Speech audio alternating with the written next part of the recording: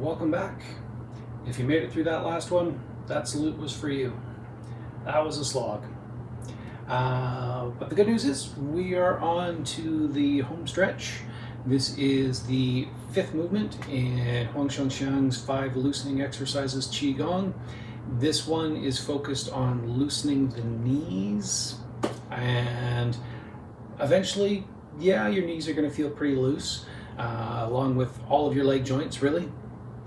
This is very leg intensive, so don't expect that loosening to come right away. There's actually a bunch of strengthening and alignment stuff that we're going to need to work on first, and just doing it for a length of time is going to give our legs the strength capacity to relax later.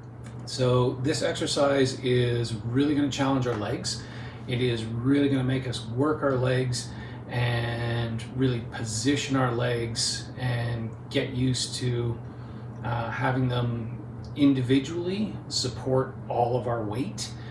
This is not something we've done so far in this series. Our weight has been pretty evenly divided between our legs for the most part. In this last movement, we are going to focus entirely on one leg, essentially, and strengthening that up and aligning that leg so that eventually it can relax. And then going on to the other leg. So to start off with this, we are going to get into a new stance. And this stance, we've been working in Mabu or horse riding stance for this entire thing so far, basically. And this new stance is a variant of Gongbu, and that would probably be the second stance you would learn in Chinese martial arts. It is bow and arrow stance, mountain climber stance, got a couple other names. There's a few reasons for why it might be called that, like a few different explanations. Archer stance. If you have done yoga before, you're gonna see this is basically warrior. And that's probably actually where it came out of, way back in the annals of history. So to get into a bow and arrow stance, or even just to show you what it is briefly, I have laid out an X on the ground here, and if I put one foot on one side of this line and I angle it about 45 degrees, and then I take my other foot and I step it down with my toes straight ahead on the other side of that line, pointing in this direction. So what I end up getting is my rear leg is angled on about a 45-degree angle, and my front leg is pointed straight ahead. Now, if I really extend out this back leg, really driving through the ground, pushing forward, squaring up my hips to the front, this is the correct Gongbu. Bow and arrow stance, mountain climber stance, archer stance, picture holding a bow there, sort of thing. Or you could picture this, your front leg being kind of like the top of a recurve bow, and this being the string going down, and there being an arrow being that green line going here that we're going to fire off that way. There are a bunch of different variants of Gongbu, and they are mostly have to do with proportions. The things that do stay the same with Gongbu through pretty much every iteration I've ever seen is your rear leg is facing out on about a 45-degree angle. Your front leg is more or less straight ahead, and there is at least a tiny bit of width between your heels, like you're not standing directly on line.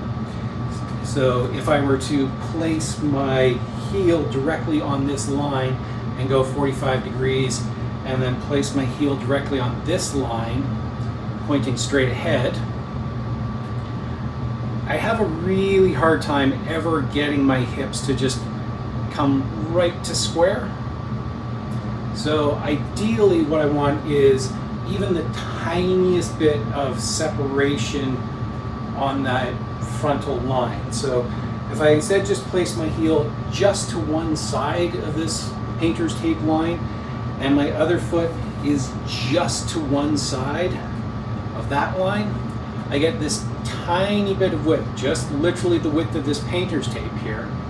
And that will allow me, as I come forward, to square up my hips so that I'm faced straight ahead. So having even the tiniest bit of width will really help our stance in this case. And that's going to come into play a little bit later as we transition and move into this stance. It's going to look a little bit like this. So if I were standing in my mabu, my horse stance, where we've been doing everything else, I'm going to get into gongbu by essentially pulling in my toes 45 degrees, and then as I shift my weight back, my other heel comes up and I place that down so this is pointing straight ahead. The trouble with this is if I treat this as straight ahead, then I have no width between my heels, and I'm going to have a hard time as I move forward really orienting my hips in the most optimal way. So I'm going to get into it that way, but I'm not going to treat 90 degrees as straight ahead. I'm going to go more like 80, 85 degrees is going to be my straight ahead. So that is going to just create a tiny little shift so that if I were to reorient my mabu, so I've got one heel just behind the line and one heel just in front of the line, and I orient my mabu there, so I'm only a couple of degrees off of straight ahead, maybe about 10 degrees or something like that. Now when I turn in and turn out that foot, I have a little bit of width on that plane, right? I can move smoother in this direction. So just by adding a tiny bit of width to that, or not turning a full 90 degrees, only turning about 80 degrees. If I place my heels on that line, again, I'll turn to the other direction. I'm going to turn in my toes about 45 degrees. I turn out my toes 90 degrees on this side, place that down, foot straight ahead, but my straight ahead is not quite on that same line as my toes there. It's actually going to be more like on the line of my big toe, which is slightly in from there. So that becomes my straight ahead, straight back, straight ahead, straight back. Okay? And it's just slightly off axis of this. I hope that's clear. I probably overcomplicated it and or didn't explain it well enough. If you got any questions, chuck them in the comments below, and I will do my best to clear up any confusion I have just caused. That being said, let's start off by getting into our mabu, and we're going to place our heels on a line, if you have a line.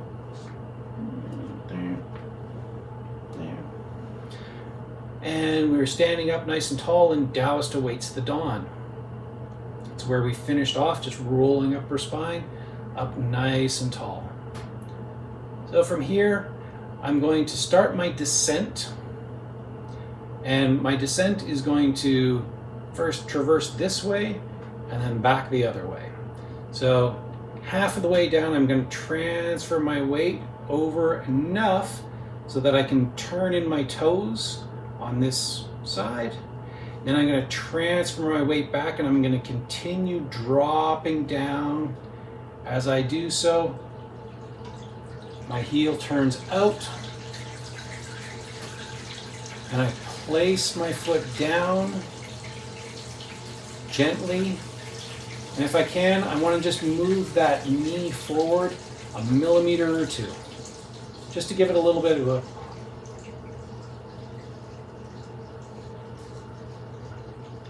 So again, standing up nice tall, Taoist awaits the dawn.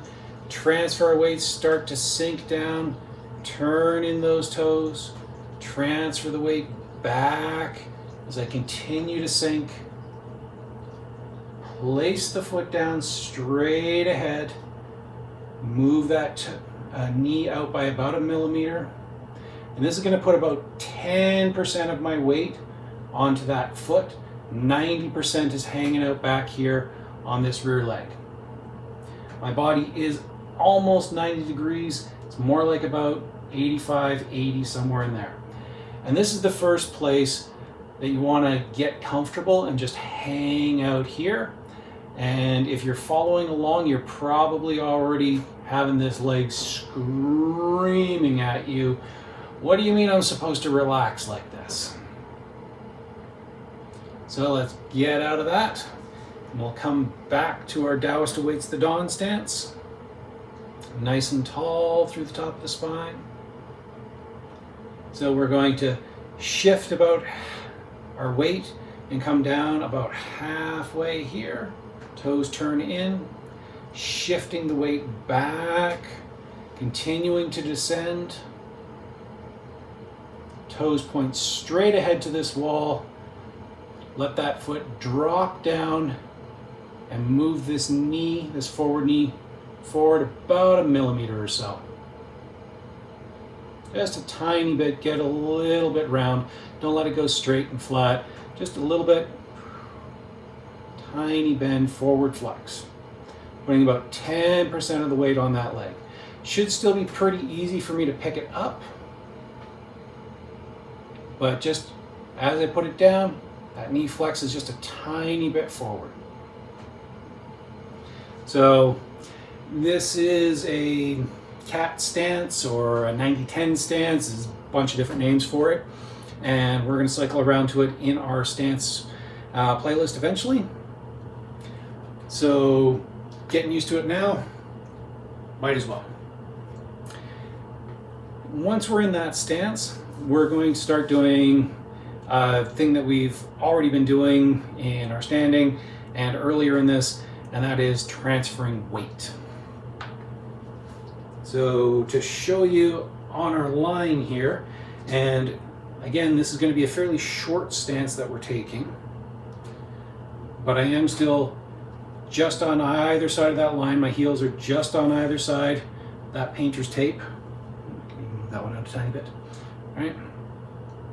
So I have 90% of my weight in my rear leg, and I'm going to transfer it so that I got about 90% of the weight in my front leg. Coming back, so I got about 90% in the back leg. Tiny forward pressure with that knee. Let that foot come down. And we get to 90% in the front leg. 90% in the back leg. 90% in the front leg.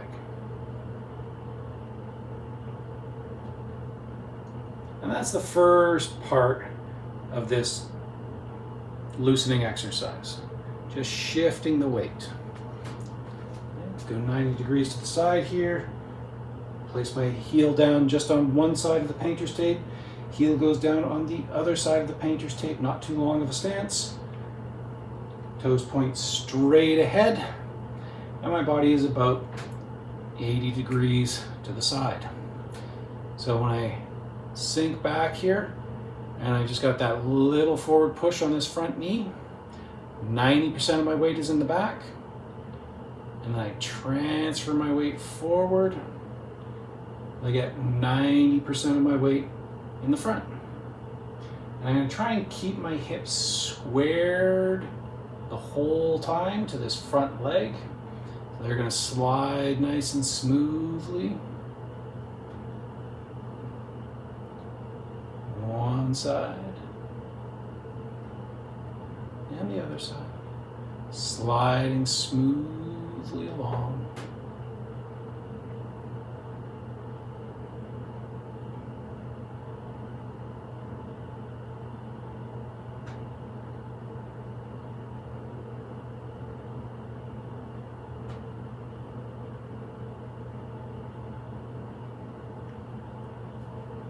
So that's the first thing I really want to check for, is how smooth I can do this weight transfer. Just sliding forward and back. I don't want to see any bobbing going on with my head.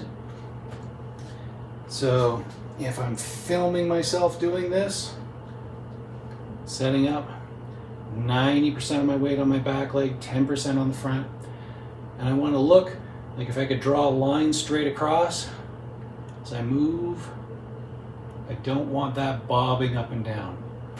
I don't want to be doing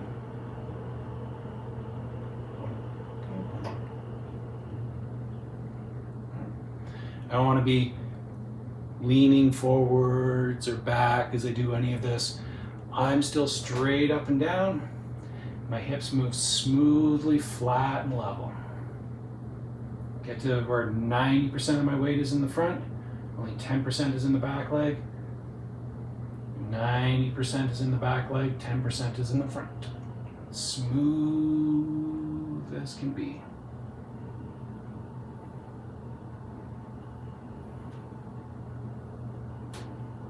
Like tossing some butter into a hot skillet. It's just gonna go slide. Or whatever visualization works for you.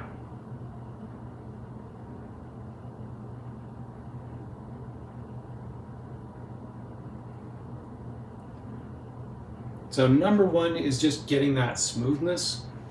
And the smoothness in this is mainly a function of our knees being able to accept and transfer our weight through them. This is where the loosening of the knees really comes into play on this particular movement. So as my weight is back, this rear knee really needs to kind of bend and take that energy in. And then as I transfer my weight forward, this front knee really needs to bend and take that energy in. Really needs to accept my weight. Just not fight it in any way. It just kind of goes, oh yeah, I'm gonna take that rear leg. Yep, no problem. I got it. Front leg, no problem. Back leg, no problem. So our knees are just moving super smooth. That's what enables us to keep that height exactly the same and have that smoothness of transfer of power. Now, how can we tell when we are about 90-10 in front and back? So I always check that one by the feeling of my heel just slightly coming off the ground. So that would be the next thing that I would look for, is to try and make sure I'm like really pushing that 90-10 all the way across by checking where my heel starts to lift. So if I go to if I'm in my rear leg here and I push this knee slightly forward, just enough to get my heel, my front heel, to lift a millimeter or two off the ground. So I know that is, about 10% of my weight. Here I would still need to push a little bit to pull all of my weight. Push, right? So I know it's only about 10% when I got a little bit of weight on the pad of my foot and my heel is lifted just a millimeter or two. From here, to accept the weight, all I got to do is let that heel fall down into the ground, and then that is going to basically start the motion or control the motion, or it's just a good thing to think about. Don't worry about the rest. If you do this, the rest will happen naturally, sort of thing. So if our heel is just about a millimeter off the ground, if I just let that heel drop, right, just go, my body just naturally wants to start going forward just by dropping the weight of my leg, right? It's that tiny bit of a drop there.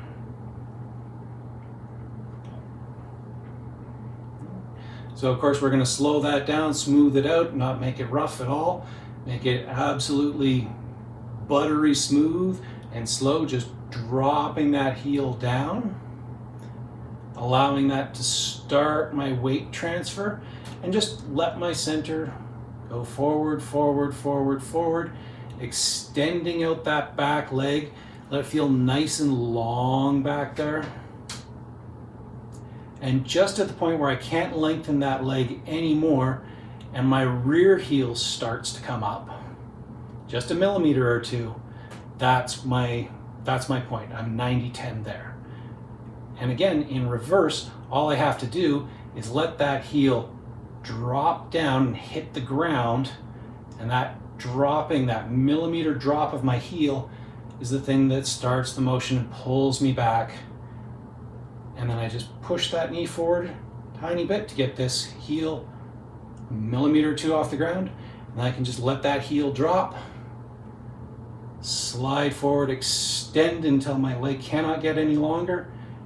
That heel comes up about a millimeter. I drop that heel back down and slide back. Heel up, heel down. Heel up, heel down.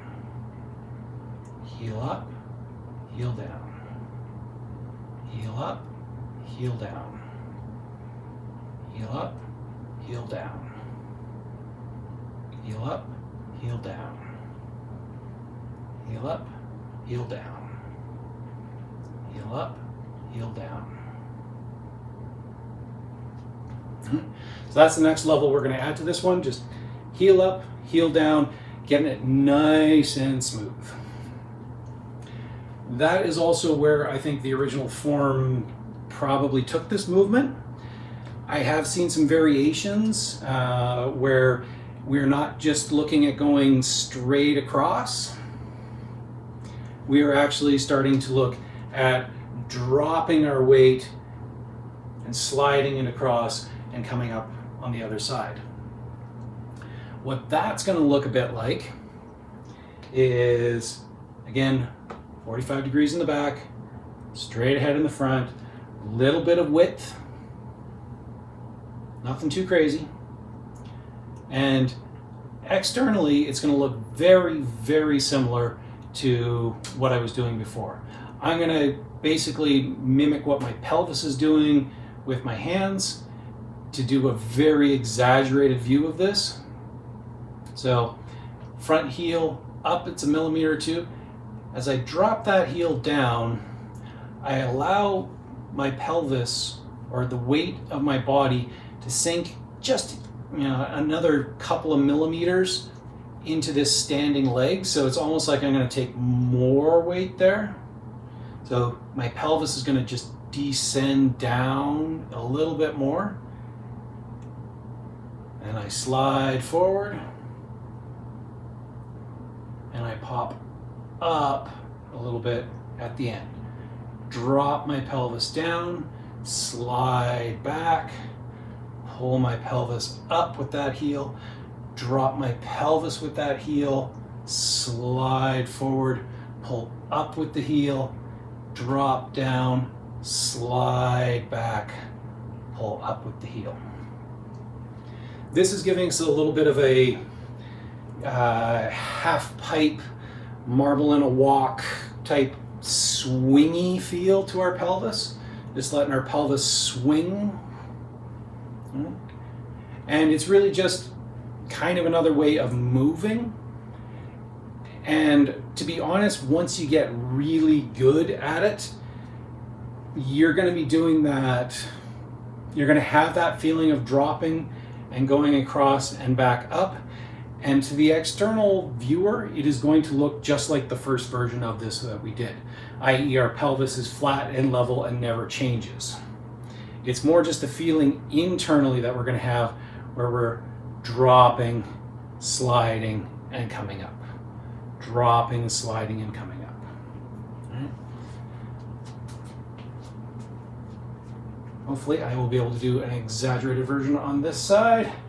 And so as my heel drops in this front leg, it drops down, and I come up, down, and I come up, down, and I come up, down, and I come up.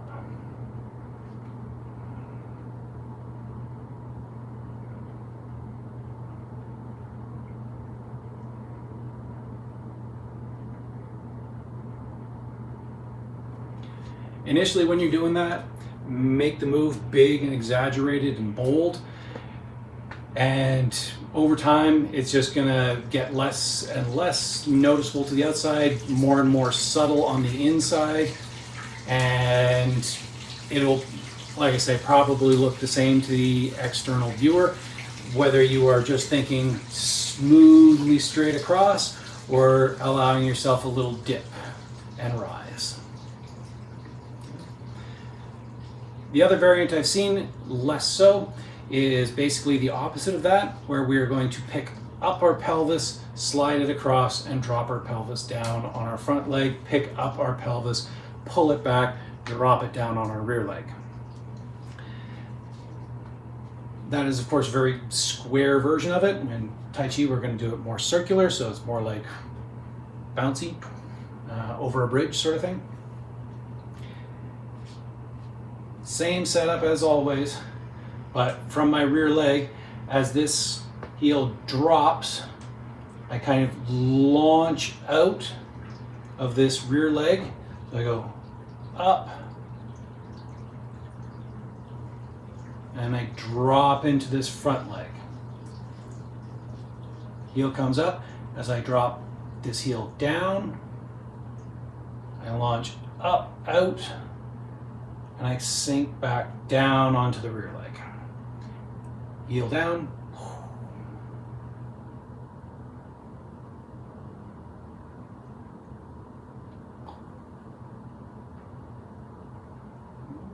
So we get a very sort of springy, bouncy feeling to this movement.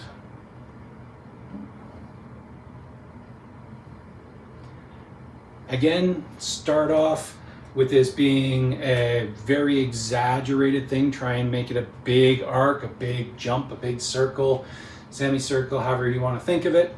And then slowly over time, let it get smaller and smaller physically. So it again starts to look like everything levels out with our hips. And there's maybe just a tiny deviation, right? Just a little bit up, down, a little bit up, down. A little bit down, up, right? Not super noticeable. Right. So those are a couple of variants that I've seen of this. And I think the natural conclusion to that is, this is my interpretation, combine them both and do full circles. And that would look a little bit like this. Same setup. I might be rear weighted, 90% of my weight's here, 10% of my weight is here. I let this heel drop, my pelvis drops, I slide forward, I come up to finish with this heel goes back down, that pushes me back, and I drop back into the rear leg. Forward, going here, backward, coming here. Forward, up, backward, down.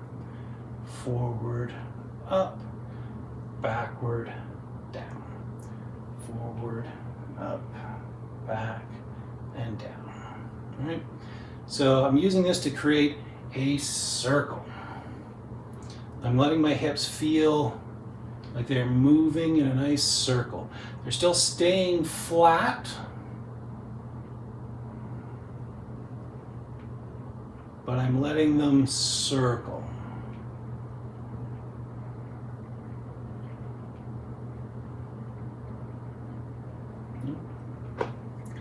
And we're going to do that circle a lot.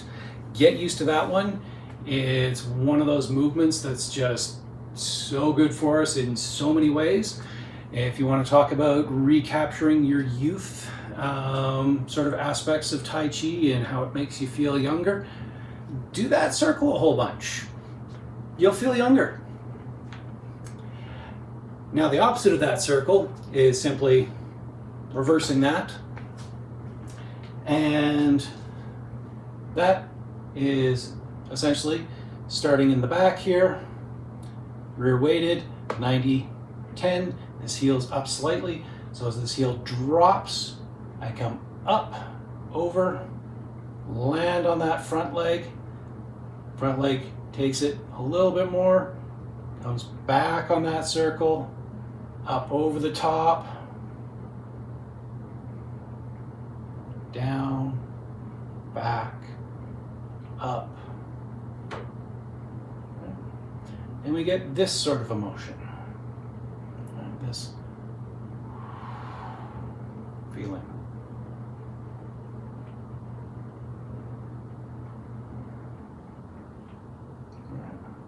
Over and over and over. Let this rolling feeling happen. I go over the top of my pelvis, sinking down, let it pull back, over the top, let it sink down and pull back, like waves washing up on a beach. Drawing back, next wave comes in. Let that wave feeling take over.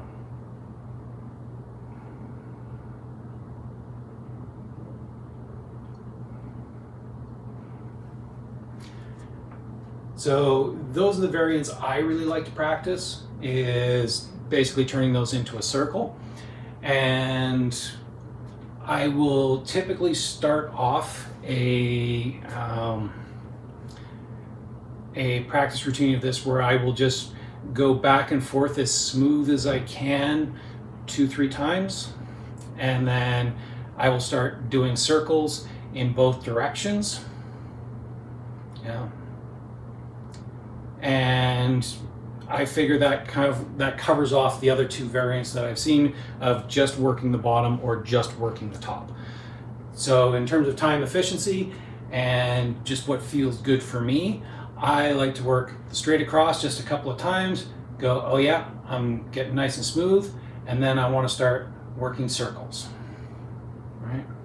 Circle, circle, circle, circle. Right? So that is movement number 1 of movement number 5. After we get through that, our legs are going to be absolutely screaming at us, and we're not done. So for the next movement, we are going to go 100% weighted on our rear leg. So before we at least had 10% of relief, now we got none.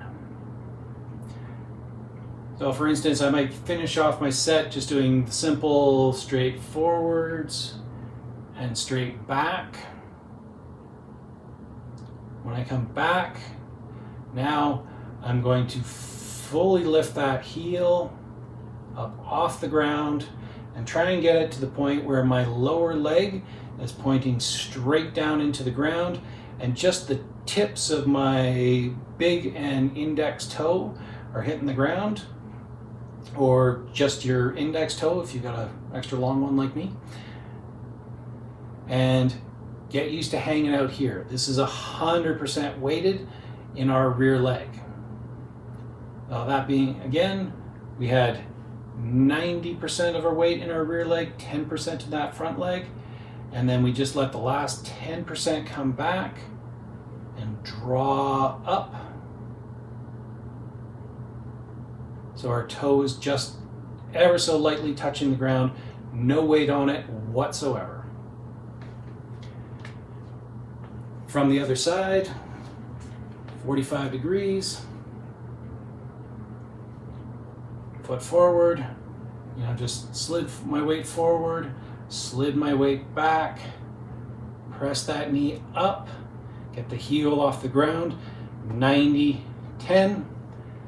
Take that extra 10% as we pull that knee up to the point where our front index toe or index toe and big toe are just ever so slightly touching the ground. No weight on it whatsoever.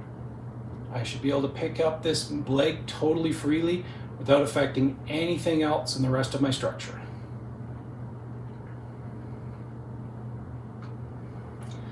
So get used to that one.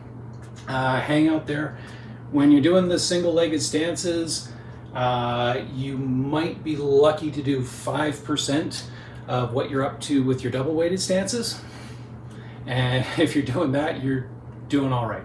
So if you could, hold your Mabu, hugging the tree, hugging the ball stance for about 5 minutes, and you can do 30 seconds of that, you're doing pretty good.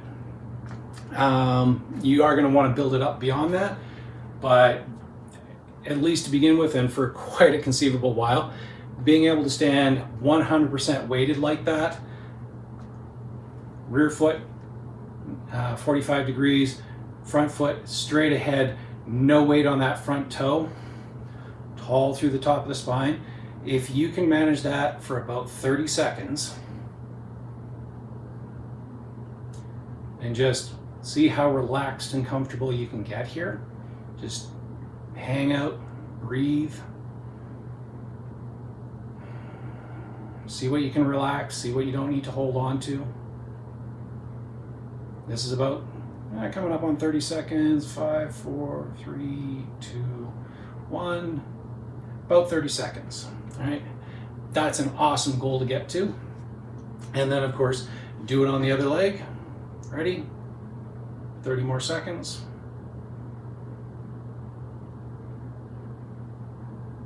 Just breathe and relax. Stay tall through the top of the head again. Do whatever you want with your arms. Hold them up here, let them go down here. Please, please, please let me make it through this. Just hang out and relax. That's another 30 seconds right there. If you can work that into your system so you can do 30 seconds of that, you're going to be much better equipped to take on this next section. Now, the next section, I have seen 2 variants of this one. Again, I consider them both valid. They are just an awesome movement in general. I don't really favor one over the other. I might only do one or the other in a particular set of this. But if I've got the time and I'm in, the zone for it, I will put both of them together into the Qigong set. And this one looks a little bit like this.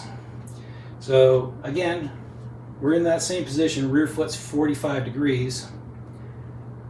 Now we are up on our toes.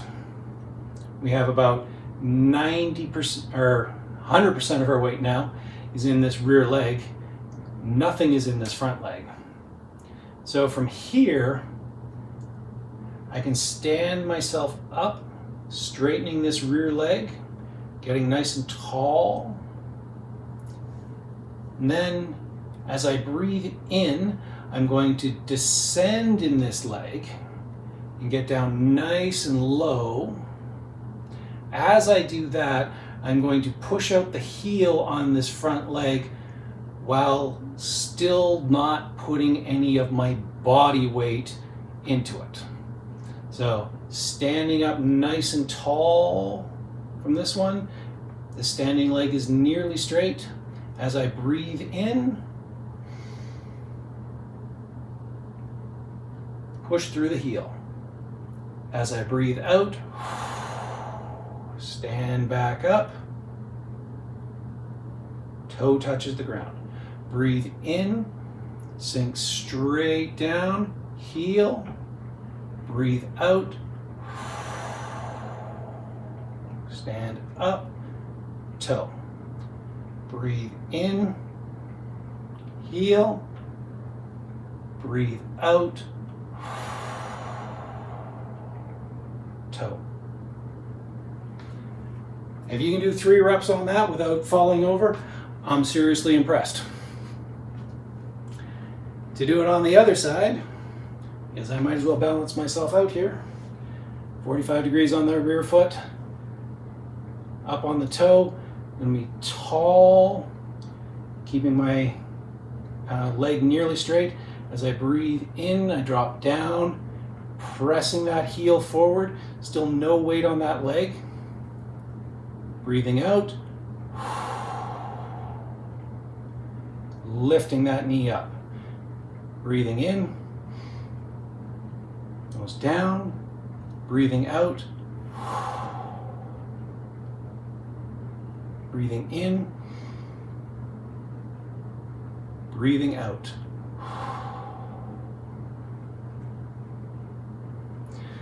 And that's where you really get the loosening of the knees, is we want the knees on both legs to feel their own kind of looseness for this motion.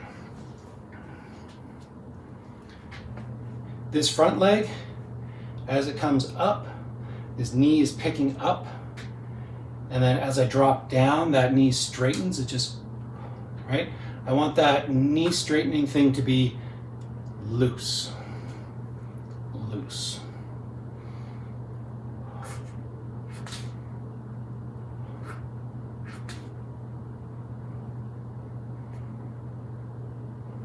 Right? My standing leg, I need that to be loose as well. And that one's going to be just a pain to get because all of our weight is on here.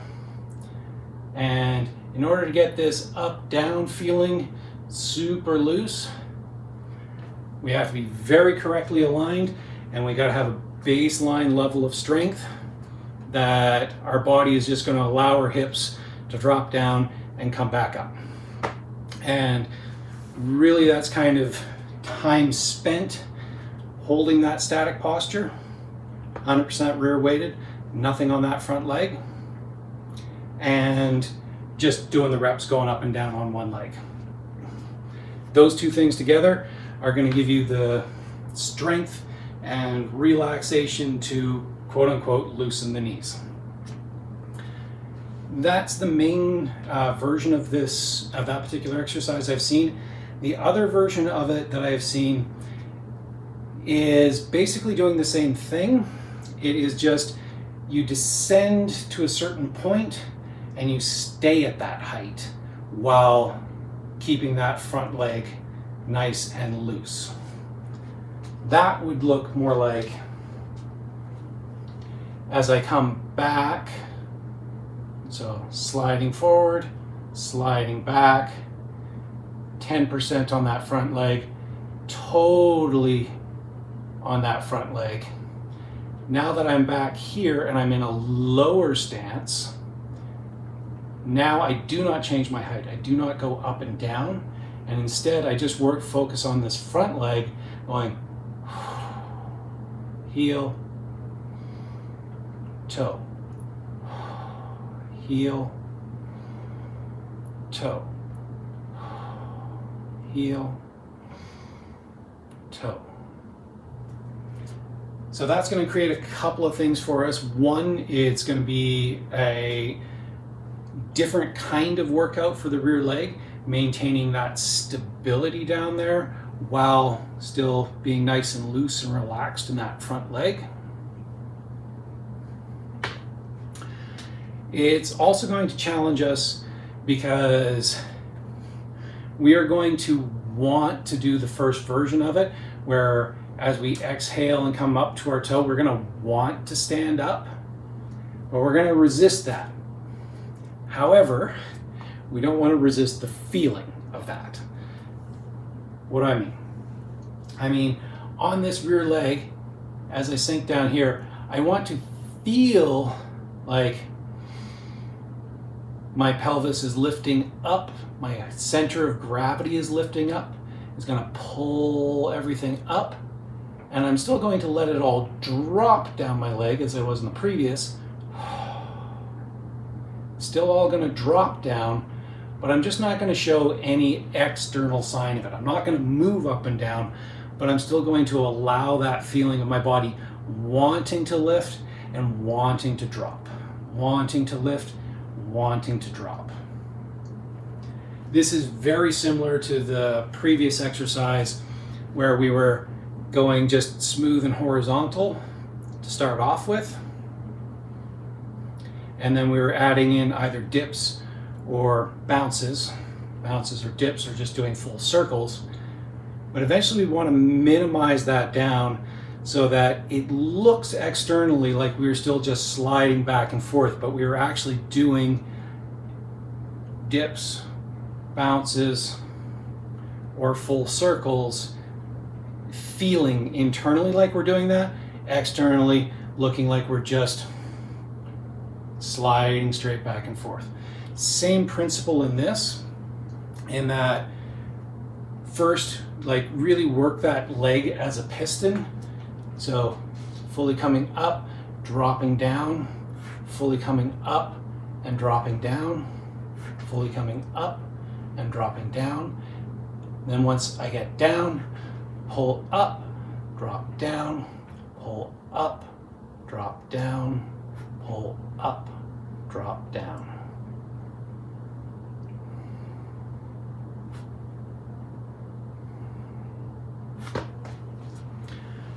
Okay, so those are the main variants of movement number 5. There is one last layer that I like to add in, and this has never been taught to me, but it is something that I just do and I'm passing it on. It's my own twist on this technique, if you like, actually both of them, in the fact that I want to reserve some mental space to really work on the rotation of my femurs through these movements. So we've really focused on that femoral movement throughout earlier parts of this form. So I like to keep that awareness going even into this move, which is not necessarily the main focus of that. So for that, what I'm really thinking of is adding on the twist. If I'm in that 90-10 sort of thing, and I am moving my weight forward, just as we were doing transferring the weight and twisting before, as I transfer my weight forward, I'm going to pull in with this front leg, and it's not just going to pull straight in. I'm going to add a little bit of a twist to the femur. I'm going to want to almost try and pull my toes this way. So it's like I want to pull my toes this way, pull my toes, pull my toes. So I'm just really focusing on twisting that femur in there. And conversely, same thing on my rear leg. So as I want to transfer my weight out of it, I want to push my toes to the outside. Right? Push my toes to the outside. Feel like I'm pushing my toes to the outside.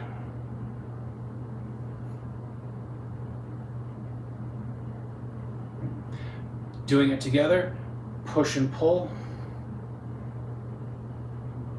push and pull, push and pull. From the side, this isn't really going to look any different externally. It's just giving me another thing, another layer that I can add into this to really deepen the practice. So with 90% of my weight back, I want to pull in those front toes, slide me forward.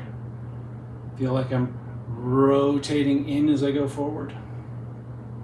Rotating in. Rear leg, rotate those toes out. Rotate the toes out. Rotate the toes out. Try and put both of them together. Rotating the toes. Hard to do this without twisting my body, but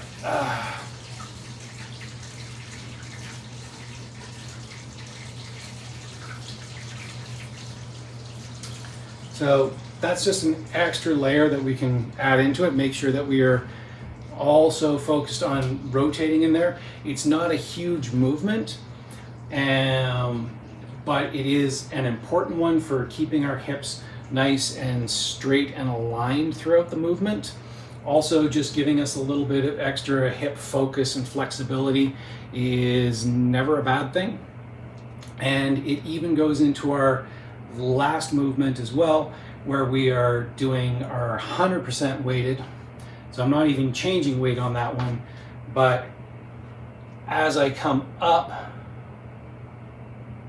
I feel like I'm rotating out my toes on this standing leg. Right? So I'm driving up, and then as I sink down, I'm rotating my toes in. Feel like I'm pulling my knee in to sink down. Right? Rotating up, rotating down, rotating up, rotating down. So it becomes not just a piston movement going up and down, but actually more like a screwing motion down into the ground and pulling back up. Screw down into the ground, pulling back up. And that is going to root you into absolutely anything. If you can do, 5 or 10 of those on each side, nice and slow, coordinated with your breath, you really don't need to worry about falling down ever again for the rest of your life. As long as you keep practicing that anyways. If you lose it, if you don't use it, you lose it. So we're gonna practice it. Anyways, that is it. And wow, I can't believe that one took even longer than the last video, even though there was only a couple of movements and a few variations thereof. So, thanks for sticking with me on this, and I'm gonna shoot a couple more videos for this series. The next one up is just going to be a kind of final thoughts and overall just sort of wrap up of the talkie bits of the series. And then I'm going to shoot one more where I'm going to go through the entire form, start to finish, all the variations, and let's say I'm going to do 5 reps of each one. And so you'll have that, and it'll be a good goal to shoot for, and practice along with it. Got any questions, comments, concerns, anything like that? Want any more explanation on anything? If you can stand any more explanation on anything? If you just want me to say a heck of a lot less, please post it down below. So thank you very much. This has been this has been an experience putting this all down like this, but honestly, it's one of my favorite Qigongs, and I hope you enjoy it as much as I do and get to practice it as much as you desire. So thank you very much.